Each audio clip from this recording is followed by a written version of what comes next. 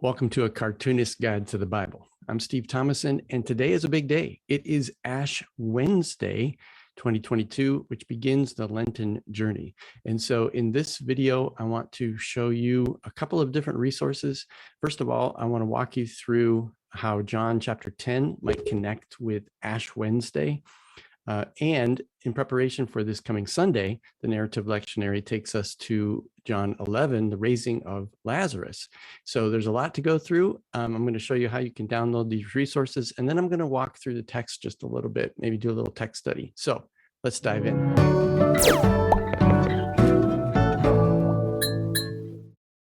First of all, this is how you can access the resources. If you go to cartoonistbible.com, quickest way to get to John is to hover over the bookshelf, click on John, go to Explore Interactive Outline of John. As we've been walking through John this year, the narrative lectionary brings us to John chapter 10 here for Ash Wednesday. So I'm going to click on that, and you'll see this is the story. But here's the thing.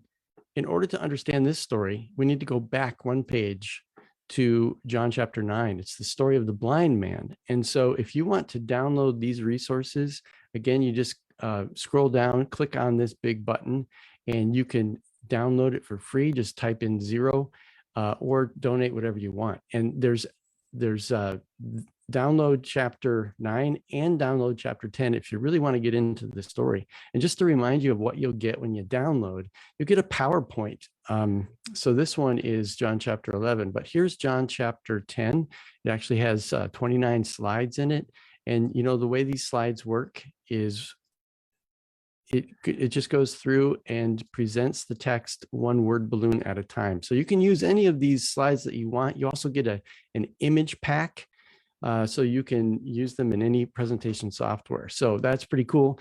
You can also download page John chapter 11, which will give you this PowerPoint when you can talk through the story of how Jesus comforts the women, Mary and Martha, and he says that he is the resurrection and the life. So that's coming up for this Sunday. All right, so what I want to do today is actually want to walk through a blog post that I did that tries to connect John chapter 9 and 10, the story of the Good Shepherd, with Ash Wednesday. What is the connection between this? And so this week, as we receive the imposition of ashes on our forehead, what does it have to do with the story of the Good Shepherd? Well, in order to understand Jesus saying, I am the Good Shepherd, we really need to put it in context and go back to John chapter 9.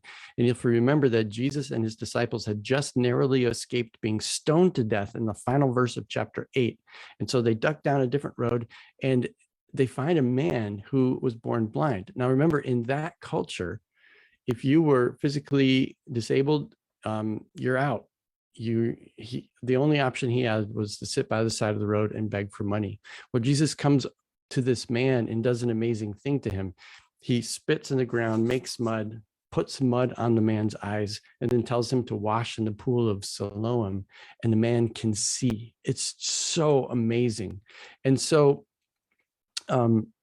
this man, this event of healing this man, restoring this man's sight, causes just this huge ruckus in the city, and the religious leaders, they drag the man in front of him and interrogate him, and the man just simply says, all I know is that once I was blind and now I can see. And he's like, do you guys want to be this man's disciple? And they say, no way, we follow Moses. This man is a sinner. And they say, you too are a sinner, and they drive the guy out. See, the Pharisees' fixation on law keeping and boundary guarding, they led them to expel a beloved lamb of God's flock and brand him as a sinner. Those whom God had called to be shepherds of the flock of Israel were abusing, and they were scattering the sheep.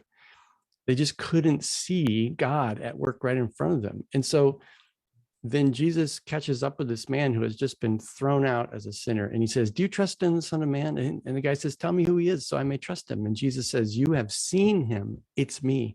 And this man is the first one in the city of Jerusalem who actually sees Jesus for who he is.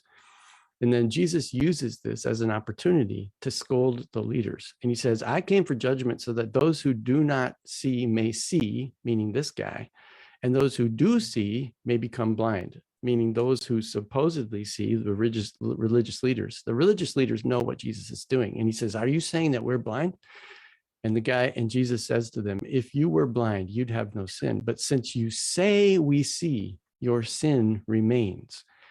Oh, and that's what opens us up. So that's the context for the text and the reading for today, which is Jesus saying, I am the good shepherd. And what Jesus is really doing is he's indicting the leaders who are supposed to be the shepherds of Israel as being bad leaders, as being thieves who only want to kill and destroy. And so Jesus says to them in verse 7, very truly, I tell you, I am the gate for the sheep. All who came before me are thieves and bandits, meaning those you all leaders, but the sheep did not listen to them. I am the gate. Whoever enters by me will be saved and will come in and go out and find pasture. The thief comes only to steal and kill and destroy. I came that they may have life and have it abundantly. And then he goes on in verse 11, I am the good shepherd. The shepherd lays down his life for the sheep. The hired hand, who is not the shepherd and does not own the sheep, sees the wolf coming and leaves the sheep and runs away, and the wolf snatches them and scatters them. The hired hand runs away because a hired hand does not care for the sheep. I am the good shepherd. I know my own, and my own know me, just as the Father knows me, and I know the Father, and I lay down my life for the sheep. It's all about being in relationship with God through Jesus Christ and in relationship with each other. And so Jesus, he paints this portrait of a good shepherd. The sheep hear the shepherd's voice. The shepherd goes ahead of them. The sheep follow because they know the shepherd. The shepherd is the gate, meaning the way. They can come in and go out because the way of Jesus leads to abundant life. He is the good shepherd who lays down his life for his sheep. God, the shepherd, and the sheep, they all know each other. And there are other sheep outside of the fold of Israel. And Jesus' mission is that there will be one flock because our life is better together. You see, the gate is the way of Jesus. There is a way that leads to death, and there is a way that leads to life. And the Pharisees, here's the irony of this whole thing. The Pharisees thought that the way to life was a strict adherence to the law of Moses, a retributive justice, and a hard boundary that marks who's in and who's out. They were so narrowly focused in on this understanding of Scripture that they couldn't see God standing right in front of them. They couldn't see Jesus for who he was. They couldn't see the power of God in the work of healing this blind man. All they could do was cast him out as a sinner.